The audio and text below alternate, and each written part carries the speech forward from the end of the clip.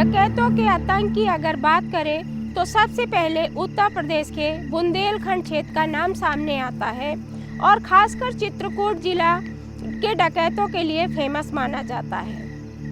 पिछले 30 सालों में मैंने खुद भी डकैतों के बारे में सुना है और कई से मेरी मुलाकात भी हुई है। मुलाकात के समय शायद मैं अनजान थी कि वो डकैत हैं, इसलिए शायद मेरी उनसे अच्छे से बातचीत भी हो पाई है।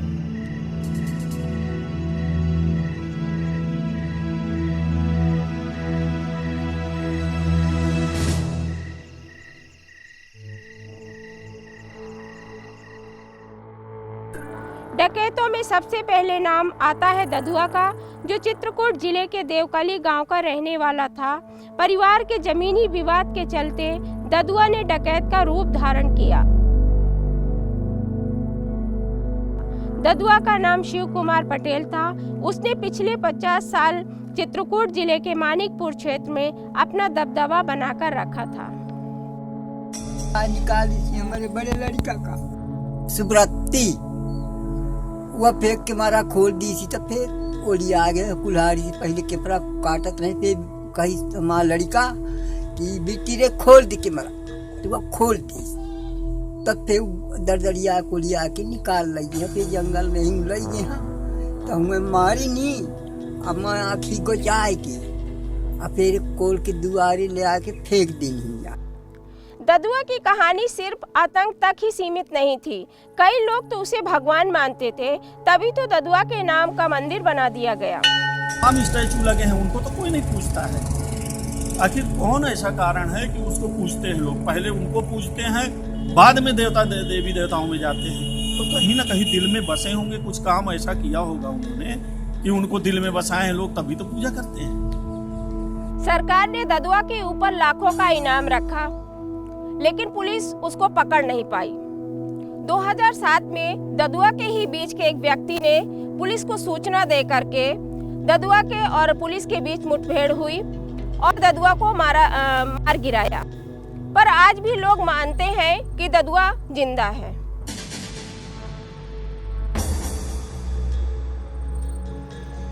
ददुआ का अंत तो हो गया, पर डकैतों का आतंक बढ़ गया। नए डकैत ठोकिया का उदय हुआ।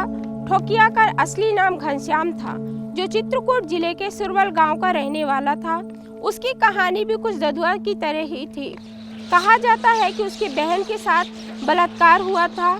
जब उसने पुलिस में रिपोर्ट दर्ज कराना चाहा तो उसे वहां से फटकार कर भगा दिया गया। पंचायत ने भी उसकी एक नहीं सुनी।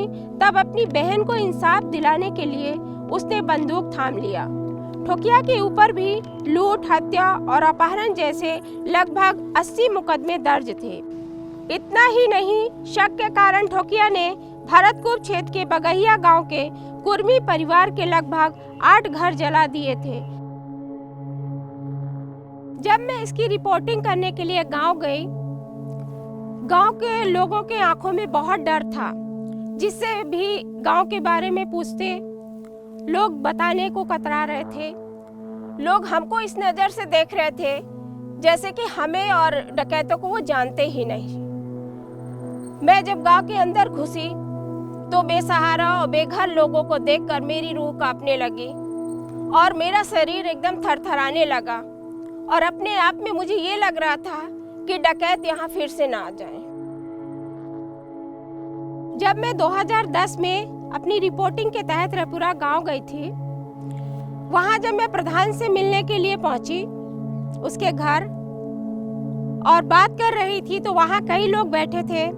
एक सांवले रंग का भी व्यक्ति था, लगभग 32 साल का, और अपने सर पर गमछा डाले हुए था। और मैंने जब प्रधान से पूरी बात कर ली और मैं आने लगी बाहर, तो उस व्यक्ति ने कहा कि आप निश्चिंत होकर काम करिए। मुझको अंदर से अजीब सा लगा कि उसने ऐसा क्यों कहा। मैंने पलट कर देखा, फिर भी मैं बाहर निकली। जब बाहर निकली तो लोगों ने कहा कि पता है कि वो कौन था। मैंने कहा नहीं। लोगों ने कहा वो डकैत था। मैं डकैत का नाम सुन के डर गई। थोड़ा अंदर से डर तो लगा और अपने आप में पसीना सा आने लगा। फिर भी मैंने अपनी रिपोर्टिंग पूरी की और फिर वहाँ से वापस आई। खैर 2015 में पुलिस मुठभेड़ में ठोकिया मारा गया। लगा अब लोगों के दिलों से डर खत्म हो गया, लेकिन नहीं। उसके बाद बलखड़िया का आतंक सर चढ़कर बोलने लगा। बलखड़िया चित्रकूट जिले के मानिकपुर ब्लॉक के बरुई गांव का रहने वाला था। बलखड़िया का सही पूरा नाम सुरेश था। सुरेश से बलखड़िया वो क्यों बना, ये मुझे तो क्या उसके परिवार को भी नहीं पता है। 2015 में जब पंचायती राज चुनाव हुआ तब बलखड़िया की पत्नी लक्ष्मणिया भी चुनाव लड़ी थी। हमने उसका इंटरव्यू करने का सोचा। हम निकल तो गए, लेकिन मन में डर और सवालों का बवंडर उठ रहा था, क्योंकि उस गांव तक जाने का रास्ता भी जंगलों के बीच से घुसा हुआ था। लग रहा था कि कहीं पीछे से हमला ना कर दे, कहीं उसके घर में हमारे साथ कोई अनहोनी ना हो जाए। जिससे भी हम रास्ता पूछते वो हमें ऐसी नज़रों से देखते जैसे हम क्या करने वाले हैं। लेकिन हम लक्ष्मणिया तक से जाकर मिले। बलखड़िया ने अपने ही गांव के 3 परिवारों को मार डाला था, इस शक में कि उन लोगों ने उसके खाने में जहर मिलाया था। 2015 में बलखड़िया का भी अंत हो गया। कहीं न कहीं लगता है कि पुलिस पर शासन का दबाव रहता है कि डकैतों को ना पकड़ें, क्योंकि डकैतों की वजह से कई पार्टी अपनी राजनीति को आगे बढ़ाते हैं। साथ ही जाति का दबदबा भी डकैतों का रहता है। पुलिस चाहते हुए भी कुछ नहीं कर सकती, क्योंकि डकैतों के परिवार के लोग सांसद, विधायक, प्रधान जैसे पदों पर होते हैं। शिव कुमार उर्फ ददुआ जी,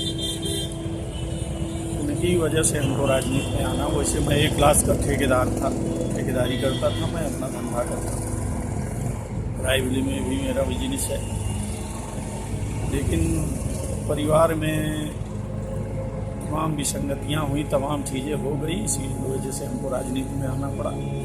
और बड़े भाई को मैं चाहता था हमने कि उनको किसी प्रकार हाजिर करा के वो समाज के मुख्यधारा से जोड़ने का हमारा लक्ष्य था। मैंने अपने 17 साल पत्रकारिता के तहत ये देखा है और बार बार मेरे मन में ये सवाल उठता है कि बुंदेलखंड के चित्रकूट जिले से डकैतों का आतंक कभी खत्म होगा या नहीं।